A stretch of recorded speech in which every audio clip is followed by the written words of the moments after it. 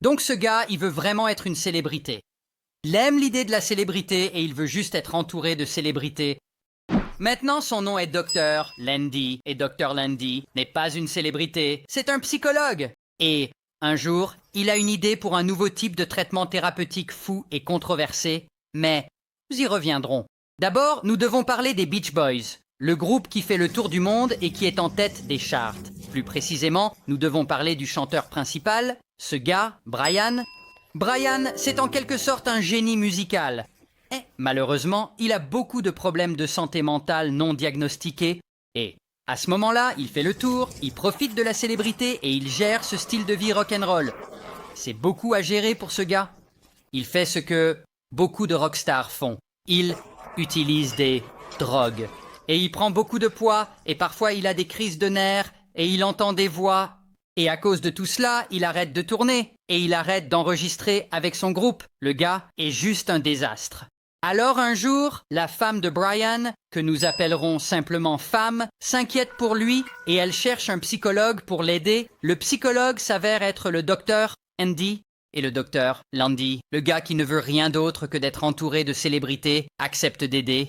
Alors il commence à travailler avec Brian et immédiatement il le diagnostique comme schizophrène paranoïaque.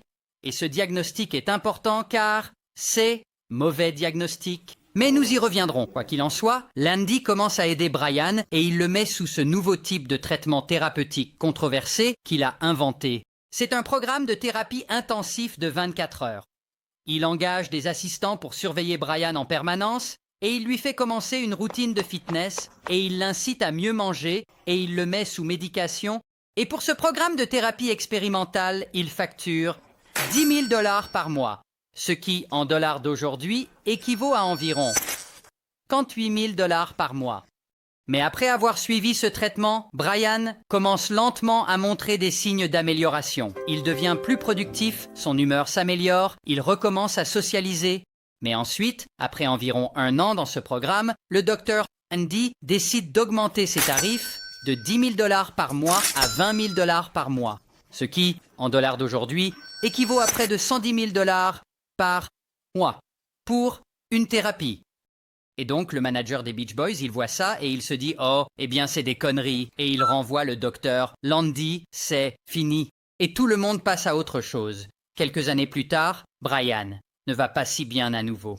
Il recommence à abuser des drogues et de l'alcool. Son poids atteint plus de 300 livres. Sa santé mentale devient complètement incontrôlable. Lui et sa femme finissent par divorcer. À un moment donné, il attaque un thérapeute. Il est interné dans un établissement de santé mentale pendant quelques mois. Ça se passe vraiment mal pour lui. Et finalement, Brian fait une overdose. Sa famille et son équipe de gestion ne savent pas quoi faire. Ils acceptent donc de faire la seule chose qui avait un peu fonctionné pour lui dans le passé. Ils lui permettent de revoir Dr. Landy. Il contacte donc Landy et lui demande de l'aide et Landy accepte de reprendre Brian comme patient dans son programme de traitement de 24 heures. Mais cette fois, il veut 2 choses. D'une part, il veut un contrôle total sur les affaires de Brian sans interférence de quiconque. D'autre part, il veut facturer un nouveau tarif encore, plus élevé, 35 000 $ par mois. Ce qui, en dollars d'aujourd'hui, représente environ 114 000 $ par mois. La famille accepte donc à contre-cœur et Landy prend le contrôle. Il contrôle tout dans la vie de Brian. Toutes les décisions que Brian prend doivent passer par lui.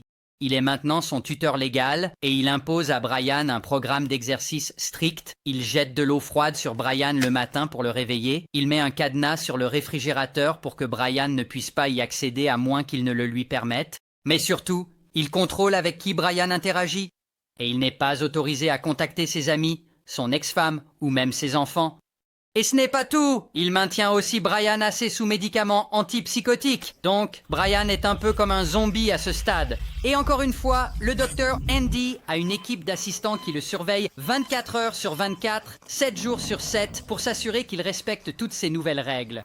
Mais pour être juste, le traitement semble fonctionner, je suppose. Veut dire, Brian est techniquement sobre maintenant, et il perd du poids, et il est beaucoup trop médicamenté, donc je suppose qu'il n'entend pas autant de voix qu'avant. Mais c'est là que les choses deviennent vraiment compliquées. Le docteur Landy contrôle maintenant tous les aspects de la vie de Brian. Donc, non seulement il facture à Brian 1 million de dollars par an en frais mensuels, mais il peut aussi se désigner lui-même en tant que partenaire créatif et financier de Brian. Et il peut négocier un quart des droits d'auteur de Brian sur certaines des chansons des Beach Boys. Donc, pour les chansons sur lesquelles Brian écrit, Landy gagne maintenant des droits d'auteur. Et il peut se nommer co-auteur sur plusieurs des chansons que Brian écrit. Je veux dire, à un moment donné, Landy dit même, et je cite, « J'influence toute la pensée de Brian. Je suis pratiquement membre du groupe. » Et puis, quand Brian commence à travailler sur du matériel solo, Landy se nomme producteur exécutif des albums solo. Et il obtient des crédits en tant que co-auteur sur plusieurs des chansons. Le type est vraiment louche. Mais à cette époque, Brian est chez un concessionnaire automobile en train d'acheter une voiture un jour. Et il rencontre cette femme, Melinda, et ils s'entendent bien et commencent à sortir ensemble, et Melinda aime vraiment Brian. Cependant, une fois qu'elle se rapproche de lui, elle commence à voir ce contrôle fou que Landy exerce sur toute sa vie. Et elle n'aime pas ça. Elle pense que c'est contraire à l'éthique, ce qu'il l'est.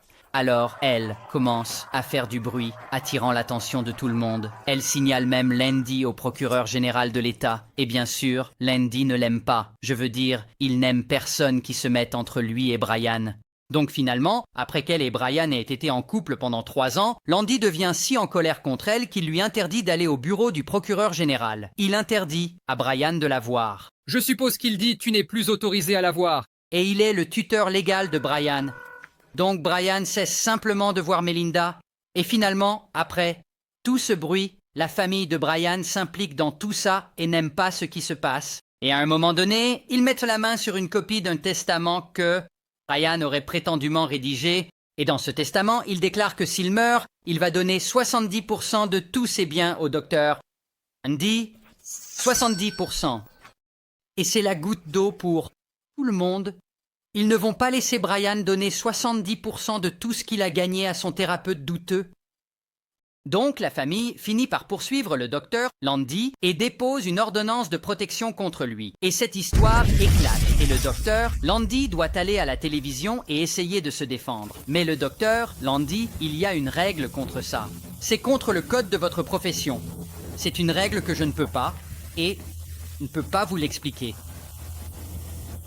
Finalement, la famille de Brian gagne et le tribunal interdit à Landy de contacter Brian à nouveau.